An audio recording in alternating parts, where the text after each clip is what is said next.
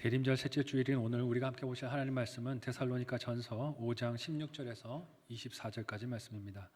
신약 성경 334페이지 전으로 있습니다. 데살로니가 전서 5장 16절에서 24절까지의 말씀을 저와 여러분이 한 목소리로 합독하시겠습니다. 항상 기뻐하라, 쉬지 말고 기도하라, 범사에 감사하라. 이것이 그리스도 예수 안에서 너희를 향하신 하나님의 뜻이니라. 성령을 소멸하지 말며 예언을 멸시하지 말고 범사에 헤아려 좋은 것을 취하고 악은 어떤 모양이라도 버리라. 평강의 하나님이 친히 너희를 온전히 거룩하게 하시고 또 너희의 온 영과 혼과 몸이 우리 주 예수 그리스도께서 강림하실 때 흠없게 보존되기를 원하노라. 너희를 부르시는 이는 미쁘시니 그가 또한 이루시리라. 아멘. 옆에 있는 분들과 오늘은 이렇게 인사하겠습니다. 기뻐하고 기도하고 감사합시다. 머리 좋으시네요. 길었는데 그걸 또 다 외워서 인사를 하시네요. 한 번 더 서로 옆 사람에게 인사하겠습니다. 사랑하고 축복합니다. 네, 사랑하고 축복합니다. 함께 읽은 오늘 본문의 말씀을 가지고 부르심에 합당한 준비라는 제목으로 말씀 나누도록 하겠습니다. 성탄절을 향하는 대림절 셋째 주간을 보내는 중에 있습니다. 우리는 약속대로 오셨고 또 약속대로 다시 오실 예수님을 기억하며 기다리는 기간 중에 있습니다. 기다리고 계시지요? 네. 오래 안 오셨으니 올해도 안 오실 거야, 그런 마음은 아니실 거라고 믿습니다. 우리 성도들은 이렇게 예수님의 다시 오심을 기다리고 사모하고 있는데 어린 아이들에게는 기다리는 또 다른 인물이 있습니다. 누굴까요? 빨간 옷을 입고 굴뚝을 타고 다니신다는 할아버지. 한국은 굴뚝 있는 아파트도 없는데 어쩜 그렇게 다니시나 모르시겠어요? 저도 이 어린 시절에 이 할아버지가 많이 궁금했던 기억이 납니다. 기다렸어요. 참 신기했어요. 어떻게 성탄절 아침만 되면 제 머리맡에다가 선물을 그렇게 두고 가시는지. 그래서 꼭 한 번은 만나야 되겠다 해서 잠들지 않으려고 크리스마스 이브를 저녁 늦게까지 기다리면 만날 수가 없고 결국은 실패하고 잠드는 거예요.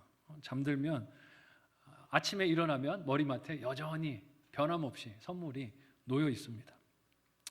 크리스마스 당일 아침이면 그렇게 어린 시절 선물을 원했으니 선물이 기쁘기도 한데 마음 한켠이 아쉬운 이유는 이 할아버지를 보지를 못했어요. 꼭 보고 싶은데 보지 못한 게 너무 아쉬웠습니다. 이 할아버지 기다리는 기간 동안 부모님, 아니 엄밀히 말하면 저희 어머니께서 늘 저와 동생, 연년생인데요, 얼마나 많이 싸웠겠습니까? 남동생이랑 많이 싸웠는데 12월만 시작되면 늘 하시는 말씀이 있어요. 울면 안 돼. 싸우면 안 돼. 싸우면 산타 할아버지가 선물 안 주실 거야. 그러니까 싸우지 말고 울지 말고 부모님 말씀 잘 듣고 연말까지 잘 기다려. 그러면 할아버지가 선물 주실 거야.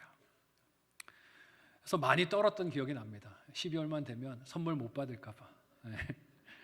안 그래도 동생이랑 안 싸워야 되는데 싸우는 일이 생기면은 모든 것을 알고 계신 할아버지께서 그 선물 리스트에서 제 이름을 지워버릴까 봐 두려워서 떨었던 기억이 나요. 노심초사했죠. 초등학교 2학년 때 그 걱정이 끝이 났습니다. 어떻게 끝이 났을까요? 밤에 자고 있는데 이렇게 머리맡에 문이 딱 열리는 소리가 들리고 오늘이구나, 이제 만날 수 있겠구나, 이 할아버지를. 딱 들어오시는데 할아버지가 아닌 거예요. 저희 어머니가 잠옷을 입고 들어오셔서 머리맡에다 선물을 이렇게 놓으시는 거예요. 실눈을 뜨고 봤는데 그때는 너무 당황해서 모르는 척했습니다. 그냥 지나갔어요. 근데 아침에 일어나서 나가서 입이 방정이죠. 얘기를 한 거예요. 봤어요. 할아버지가 아니시더라고요. 엄마시던데요. 그랬더니 어머니께서 그날 저에게 뭐라고 하셨을까요? 선물은 올해까지. 끝났어요. 그냥 모르는 척했으면 한 해 더 받을 수 있었는데 선물은 올해까지. 끝나버렸습니다. 여러분, 대림절 기간 우리가 기다리는 예수님이 혹시 아이들이 기다리는 산타 같은 모습은 아닐까요? 오시는 예수님을 만나기 전에 그 손에 들려있는 구원의 리스트에 내 이름이 빠질까 봐 노심초사하면서 이 대림절 기간을 보내고 계신 것은 아닙니까?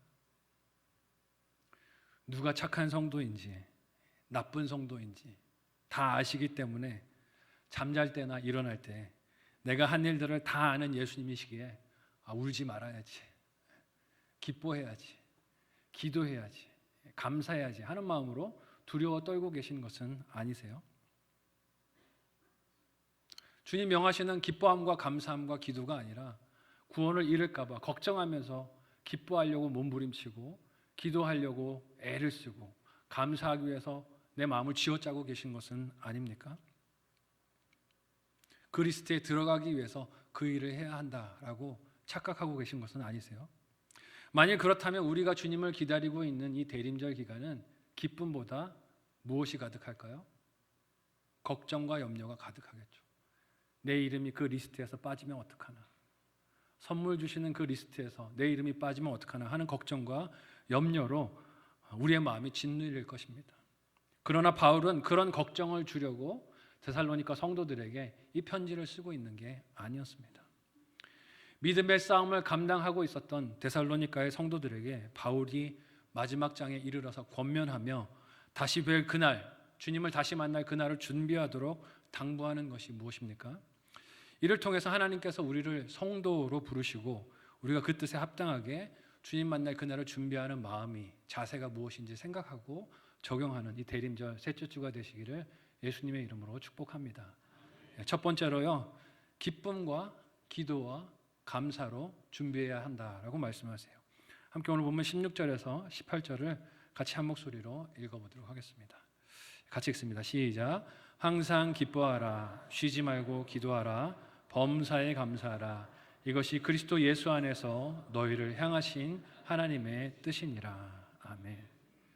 데살로니가 전서의 중요한 주제 중에 하나는 예수 그리스도의 재림입니다. 데살로니가 성도들은 바울이 약 3주 정도밖에 머물지 못하면서 양육하고 복음을 전했던 사람들이었어요. 충분히 교제할 수 있는 시간이 없었습니다. 충분히 말씀으로 양육할 수 있는 기회가 없었어요. 그럼에도 불구하고 이 데살로니가 성도들은 사도 바울이 3주밖에 머물지 못하며 복음을 전했지만 그 복음을 받아들이고 그 말씀을 하나님이 자신들에게 주시는 음성으로 듣고 기뻐하며 고난과 순교의 순간을 걸어가고 있었습니다. 변화가 있었어요. 그런 데살로니가 성도들의 변화의 모습이 사도 바울에게도 기쁨이었고 감사함이었고 또 하나님을 향한 찬양의 제목이기도 했습니다. 물론 쉬운 과정은 아니었습니다. 그 고난과 어려움을 견디는 일에는 시험과 시련도 데살로니가 성도들에게 있었어요. 그 시련 중에 하나가 다시 오실 예수님을 인내하며 기다리는 인내와 기다림의 시간이었고요. 한 믿음을 가진 지체들이 로마의 황제를 숭배하며 따르던 세상에서 예수님을 구주로, 나의 주로 고백하는 것 때문에 잡혀가고 핍박당하고 죽임당하는, 순교당하는 일들이 일어나고 있었습니다. 이게 얼마나 괴로웠겠어요. 같이 믿음으로 출발했는데 믿음을 가진 지체들이 순교당하고 핍박을 당하고 괴로움을 겪고 있는 모습은 참 마음에 어려움을 주는 괴로움이었습니다. 곧 오신다고 약속하셨던 예수님의 약속에 대해서 회의의 마음도 들었을 거예요. 실망과 낙심으로 괴로워하는 성도들이 있었습니다. 그리고 그렇게 죽은 이들이 살았던 삶의 결론이 겨우 이것인가? 믿음을 지켰는데 이렇게 비참한 모습으로 어린 나이에 혹은 젊은 나이에 죽는 것이 하나님이 과연 우리를 사랑하시는 증거인가? 라는 시험들이 찾아왔을 것입니다. 이런 어려움에 대해서 사도 바울이 성도의 부활에 대해 확신을 주기 위해 이런 말을 했었어요. 데살로니가 전서 4장 13절에서 18절까지의 말씀을 우리 좀 길지만 한 목소리로 읽어보겠습니다. 같이 읽습니다. 시작. 형제들아, 자는 자들에 관하여는 너희가 알지 못함을 우리가 원하지 아니하노니 이는 소망 없는 다른 이와 같이 슬퍼하지 않게 하려 함이라. 우리가 예수께서 죽으셨다가 다시 살아나심을 믿을진대 이와 같이 예수 안에서 자는 자들도 하나님이 그와 함께 데리러 오시리라. 우리가 주의 말씀으로 너희에게 이것을 말하노니 주께서 강림하실 때까지 우리 살아남아 있는 자도 자는 자보다 결코 앞서지 못하리라.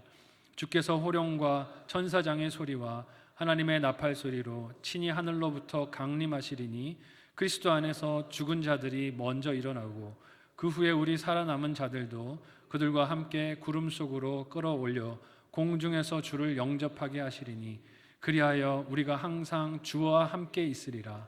그러므로 이러한 말로 서로 위로하라. 아멘. 위로하라는 거예요. 순교당한 성도들, 먼저 죽음을 맞이한 성도들을 바라보며 믿음을 잃어버리고 낙심에 빠질 것이 아니라 부활하신 예수님을 바라보며 위로하고 이 믿음의 전쟁을 잘 감당하자고 권면합니다. 사도 바울은 사랑하는 데살로니가 성도들이 순교를 당한 지체들의 문제로 낙심하고 절망하지 않기를 원했습니다. 예수 그리스도의 부활을 성도의 부활을 예표하는 약속이자 증거로 바라보면서 이 땅에서 믿음을 지키는 고난의 여정을 포기하지 말자라고 권면하는 거예요. 동일한 부활 소망이 저와 여러분에게 위로이자 이 대림절 기간 우리 공동체 안에 풍성하게 넘치시기를 예수님의 이름으로 축복합니다. 올 한 해도 많은 성도들이 별세하셨어요. 나이 드신 분들뿐만이 아니라 젊은이들도 많이 이 땅에서 또 생이 끝나는 비극과 슬픔이 있었습니다. 그러나 우리 부활 공동체는 그것으로 절망하는 것이 아니라 부활하신 예수님을 바라보고 서로 위로하고 소망을 가지는 공동체인 줄로 믿습니다. 다시 오실 것을 약속하신 예수님을 기다리는 과정에 성도들을 낙심하게 만드는 것은 사랑하는 지체들의 죽음만은 아니었습니다. 이런 아픔과 어려움을 하루하루 견디지만 언제 주님께서 약속하신 대로 오실 것인가? 그 날이 계속 뒤로 밀리는 것 같은 마음의 어려움들도 있었어요. 곧 오신다고 하셨던 예수님의 말씀이 있었지만 기다리는 시간은 끝이 없는 것만 같았기 때문에 그렇습니다. 고단했을 거예요. 그래서 5장 말씀을 보면 바울은 이 시간에 대한 피로감에 괴로워하는 성도들에게 주님이 다시 오시는 그날이 도적같이 이를 것이다 라고 합니다. 그러나 그 시간을 주의 자녀들이 걱정과 염려로 바라볼 필요가 없는 것은 그들이 속해 있는 곳이, 성도가 속해 있는 곳이 어둠이 아니라 빛이기 때문이다 라고 이야기했어요. 데살로니가 전서 5장 4절에서 5절까지의 말씀을 우리 같이 한 목소리로 읽어보겠습니다. 같이 읽습니다. 시작. 형제들아 너희는 어둠에 있지 아니하매 그날이 도둑같이 너희에게 임하지 못하리니 너희는 다 빛의 아들이요 낮의 아들이라. 우리가 밤이나 어둠에 속하지 아니하나니. 아멘. 5장 앞부분에서는 예수님이 도적같이 오신다라고 말씀하셨는데 성도들에게는 뭐라고 이야기합니까? 너희에게는 아니라는 거예요. 왜 그렇습니까? 그날을 미리 알려주신다는 뜻이 아닙니다. 바울은 예수님을 나의 구주로 영접하고 이것을 믿는 신앙이 있다면 자신이 빛에 속한 것을 알고 믿으라고 합니다. 이건 어떤 의미입니까? 어둠에 속하고서는 예수님을 나의 구주로 고백할 수 없다는 것을 시인하고 믿으라는 거예요. 그리고 내가 빛에 속해서 예수님을 나의 구주로 받아들였으면 이런 이야기입니다. 자신이 그 빛에 속해 있으면 주님께서 오실 날은 그 정확한 시간을 알지 못해도 문제가 됩니까? 안 됩니까? 문제가 안 된다는 것이에요. 그게 오늘이든 내일이든 문제가 안 됩니다. 왜냐하면 우리가 그 빛 가운데 속해 있기 때문에 그 빛 대신 예수님을 만나는 날은 심판의 날이 아니라 승리의 날이 될 것이기 때문에 그렇습니다. 위로의 날이고 우리의 눈물을 닦아주시는 회복의 날이 될 것이기 때문에 구원의 날이 될 것이기 때문에 그렇다는 것이에요.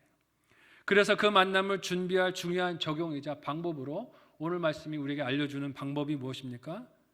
오늘 본문이 우리에게 이야기하는 기뻐하는 것이고 기도하는 것이고 감사하는 것입니다. 빛의 자녀들이 다시 오실 예수님을 준비하고 맞이하는 것은 기뻐하고 기도하고 감사하는 일로 맞이하는 것이라는 거예요.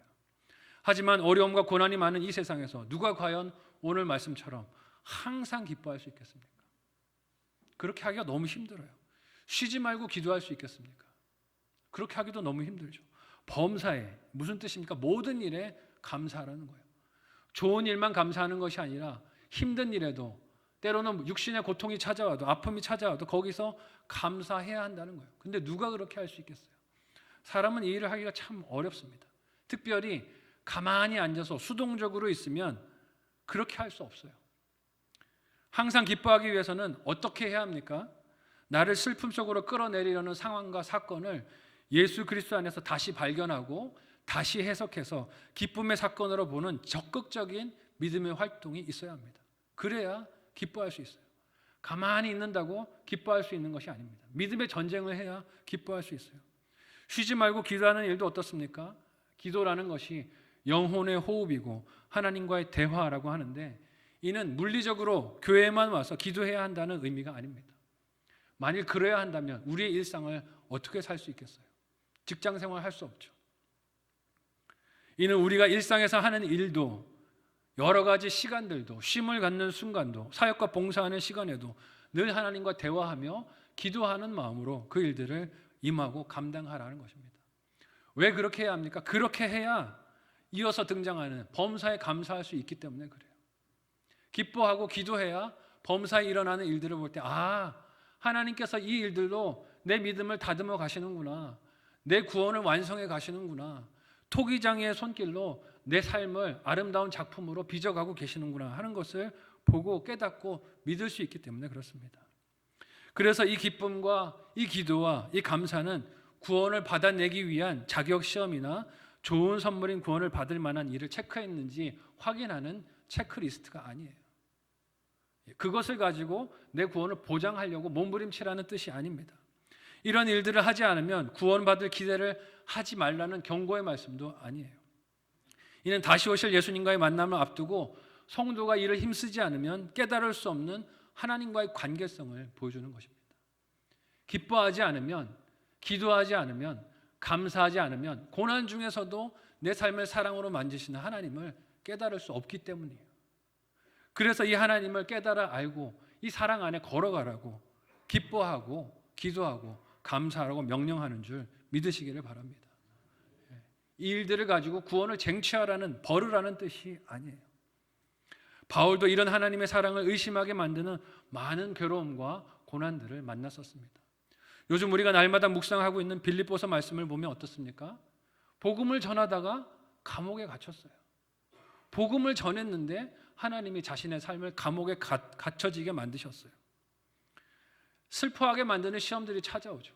낙심하게 만드는 그런 속임수들이 찾아옵니다. 그럼에도 불구하고 사도 바울은 그 감옥 속에서도 늘 기뻐하고 기도하고 감사하면서 하나님의 사랑을 의심하게 만드는 공격과 시험들을 물리쳤습니다. 하물며 우리는 어떻게 했습니까? 항상 기뻐하지 않으면, 언제나 기도하지 않으면, 범사에 감사하지 않으면 우리는 너무나 쉽게 쓰러지고 넘어져서 주님 만날 그날을 준비하지 못하는 낙심 가운데 빠져들게 될 것입니다. 다시 오실 주님과의 만남을 기쁨과 기도와 감사로 준비하며 승리하는 저와 여러분 모두가 되시기를 예수님의 이름으로 간절히 소원하고 축복합니다. 첫 번째로 묵상하고 적용해 보시기를 바랍니다. 첫 번째 묵상 적용 질문입니다. 늘 기뻐하고 기도하며 감사하십니까? 늘 기뻐하고 기도하며 감사하십니까? 그럴 수 없다라고 여기는 이유는 무엇입니까? 내가 기뻐할 수 없고 기도할 수 없고 감사할 수 없다라고 여기는 환경과 이유들이 무엇인지 생각해 보시고 또 회개하고 돌이키시면 좋겠어요. 두 번째, 올해 가장 큰 낙심의 공격이 무엇이었습니까? 올해 나에게 가장 컸던 낙심의 공격이 무엇이었습니까? 그 공격을 어떻게 대처하셨습니까? 한번 생각해 보시고 또 적용해 보시면 좋겠어요.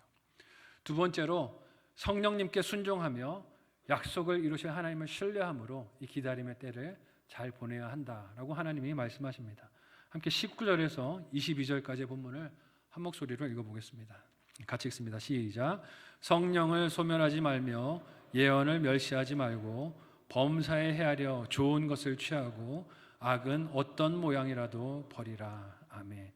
기쁨과 기도와 감사를 말한 사도 바울은 데살로니가 교인들에게 성령을 소멸하지 말라고 합니다. 이게 무슨 말일까요? 이는 성령 하나님께서 사람의 반항이나 적대로 인해서 소멸되거나 없어질 수 있는 분이라는 뜻은 아닙니다. 하나님이신데 어떻게 사라지시겠어요? 그런 뜻은 아니에요. 이는 성령님께서 예수님을 믿게 하시는 은혜로 그렇게 사람의 마음에 구원을 시작하셨는데 그 구원을 시작하신 역사에 사람이 가지는 생각이나 걱정이나 염려로 그것을 이유로 불순종하지 말라는 것입니다. 성령 하나님께서 성도의 삶 가운데 구원의 좋은 일, 착한 일을 시작하셨는데 걱정 때문에, 염려 때문에, 근심 때문에 그 일을 가로막지 말라는 것이에요. 이런 불순종이 어떻게 우리의 삶에서 나타날 수 있을까요? 먼저는 성령님께서 우리를 성전 삼으신 우리의 삶에 거하실 수 없도록 죄를 범하는 일들, 죄를 행하는 것들이 이 성령을 소멸케 하는 행동들이 될 것입니다. 세상의 패역하고 음란한 풍조를 따라가는 것이 이런 불순종이 될 거예요. 고린도전서 3장 16절에서 17절까지 말씀을 우리 같이 한 목소리로 읽어보겠습니다. 같이 읽습니다. 시작. 너희는 너희가 하나님의 성전인 것과 하나님의 성령이 너희 안에 계시는 것을 알지 못하느냐. 누구든지 하나님의 성전을 더럽히면 하나님이 그 사람을 멸하시리라. 하나님의 성전은 거룩하니 너희도 그러하니라. 아멘. 즉 하나님께서 거룩하게 하신 성령이 거하시는 내 몸과 삶을 죄로 더럽히는 것은 성령을 소멸하는 불순종이 된다는 것입니다. 이런 불순종으로는 부르심에 합당한 준비로 주님이 다시 오실 그날 재림을 준비할 수 없다는 것이에요. 또한 성령을 소멸하는 일은 성령께서 나에게 주신 선물, 즉 은사들을 사용하지 않고 방치하고 내버려 두는 것도 포함이 됩니다. 이런 게으름과 나태함도 성령을 소멸하는 일들, 불순종들이에요. 하나님께서 은사들, 그 좋은 은사들을 왜 성도들에게, 왜 우리에게 주셨겠습니까? 한번 따라해 보실까요? 쓰라고. 왜 안 쓰세요? 쓰라고 주셨는데 왜 이 은사들을 안 쓰고 묵혀두려고 하십니까? 특별히 연말만 되면 더 묵혀두려고 하시는 것 같아요. 올해까지 많이 썼으니까 내년에는 좀 묵혀둘게요. 그게 아니에요. 써야 하나님께서 더 부어주실 줄 믿으시기를 바랍니다. 쓰라고 주시는 거예요. 쓰라고. 사용해서 내가 소속된 교회 공동체와 가정을 유익하게 하시기 위해서 하나님이 선물로 은사들을 주신 것입니다. 고린도전서 12장 7절에서 11절까지 말씀을 우리 같이 한 목소리로 읽어보겠습니다. 같이 읽습니다. 시작. 각 사람에게 성령을 나타내심은 유익하게 하려 하심이라. 어떤 사람에게는 성령으로 말미암아 지혜의 말씀을, 어떤 사람에게는 같은 성령을 따라 지식의 말씀을, 다른 사람에게는 같은 성령으로 믿음을, 어떤 사람에게는 한 성령으로 병 고치는 은사를, 어떤 사람에게는 능력 행함을, 어떤 사람에게는 예언함을, 어떤 사람에게는 영들 분별함을, 다른 사람에게는 각종 방언 말함을, 어떤 사람에게는 방언들 통역함을 주시나니 이 모든 일은 같은 한 성령이 행하사 그의 뜻대로 각 사람에게 나누어 주시는 것이니라. 아멘. 성령 하나님의 뜻대로 각 사람들에게 나누어 주셨다고 하십니다. 근데 나누어 주신 목적이 무엇이에요? 유익하게 하라고. 교회 유익하게 하라고 그 목적을 가지고 이 은사들을 주셨다는 것이에요. 그래서 이 은사는 반드시 써야 합니다. 주신 것이 무엇이든지 간에 교회를 위해서 써야 하는 것이에요. 그렇다면 성령을 소멸하는 일은 무엇입니까? 주신 은사를 안 쓰는 거예요. 속한 곳의 유익을 위해서 써야 하는 선물을 나의 게으름 때문에 혹은 이기심 때문에, 남에 대한 원망 때문에, 책망 때문에 혹은 고집 때문에 쓰지 않고 방치해 두는 것은 이것을 주신, 은사들을 주신 하나님의 사랑과 좋은 뜻을 헛되게 만드는 죄라는 것입니다. 이런 고집은 주님께서 다시 우리를 만나러 오시는 그날에 우리로 잘 준비되게 할 수 없습니다. 깨어서 주신 은사들을 잘 써야 하는 거예요. 그래서 바울은 범사에 헤아려 좋은 것들은 취하고 악은 그 모양이라도 버리라고 권고합니다. 깨어서 좋은 은사들, 하나님 주신 은사들을 교회를 위해서 쓰라는 것이에요. 주님을 다시 만날 그날을 향해 나아가며 분별이 있어야 한다는 것입니다. 어떤 것을 써야 하고 어떤 것은 멀리해야 하는지, 어떤 것은 가까이 해야 하고 어떤 것은 멀리해야 하는지 분별해야 한다는 것이에요. 이곳 세상에서 우리 인생이 떠나 살 수는 없지만 그럼에도 성령님께 순종하여 악은 모양이라도 버리려는 길로 갈 때 세상은 우리 안에서 하나님의 영광을 보게 될 줄로 믿습니다.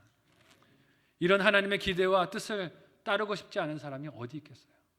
성령 하나님이 역사하셔서 예수님을 나의 구주로 고백하게 된 사람은 성령님의 은혜를 따라 그렇게 살고 싶은, 하나님 기뻐하시는 뜻대로 살고 싶은 마음의 소원함이 있습니다. 그러나 우리 안에 연약한 죄인의 본성이 고개를 들 때가 많죠. 늘 기뻐하고 싶지만 기뻐하지 못하는 나의 연약함 때문에 마음이 무너질 때가 많습니다. 항상 기도에 힘써야 하는 것을 알지만, 쉬지 말고 기도해야 하는 것을 알지만 그러지 못하는 연약함 때문에 우리 마음이 무너져요. 범사에 감사해야 하지만 좋은 일에만 감사가 되고 어려운 일에는 불평과 원망이 나오는 내 모습 때문에 마음이 무너질 때가 있습니다.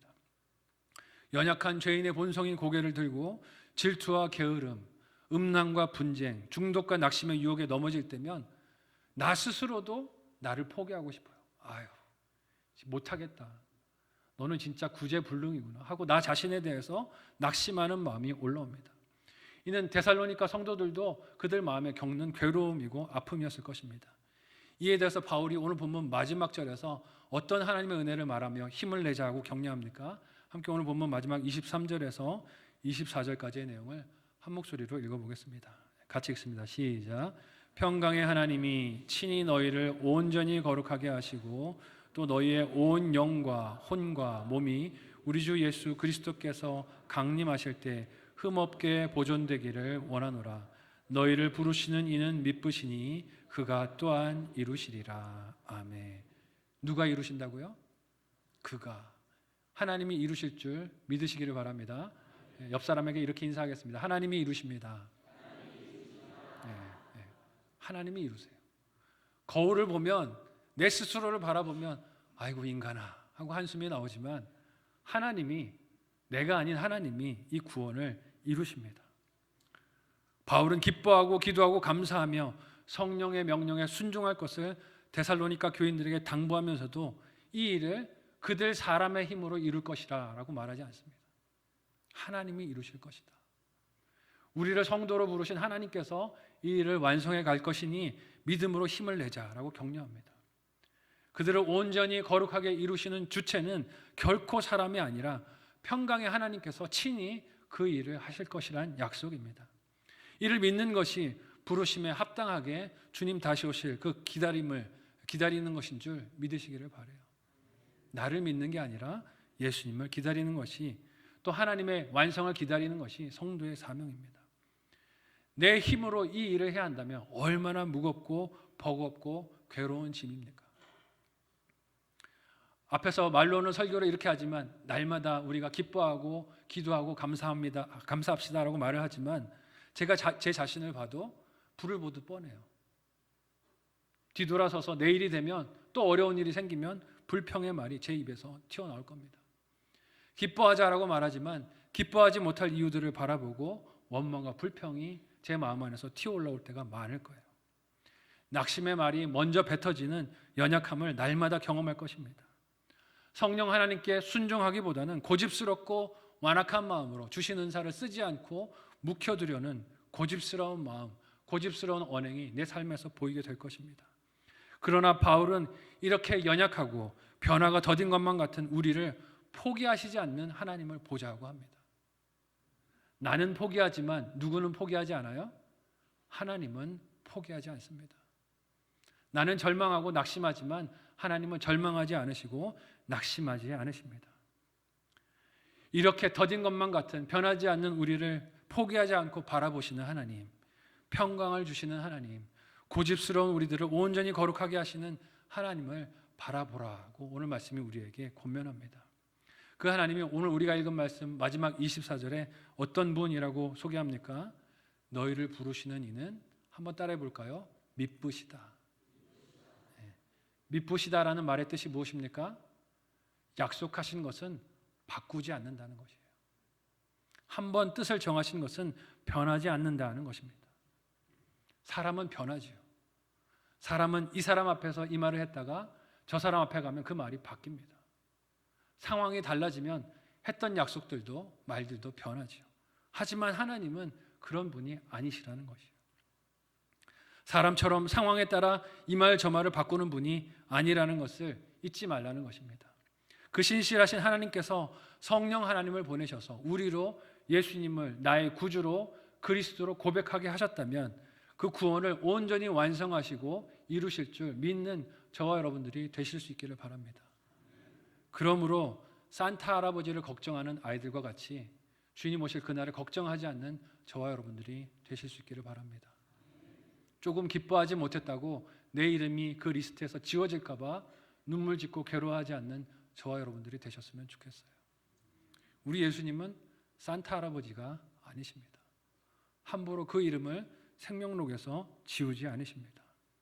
이 대림절 기간이 성령님께 순종하며 우리의 구원을 온전히 이루실 하나님을 더욱 확고한 믿음으로 붙드는 은혜의 시간이 되시기를, 믿음의 시간이 되시기를 예수님의 이름으로 축복합니다.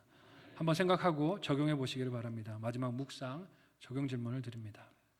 첫 번째 질문은요, 성령님의 이끄심에 순종하십니까? 성령님의 이끄심에 순종하십니까? 받은 은사를 어디에 무슨 유익을 위해 사용하십니까?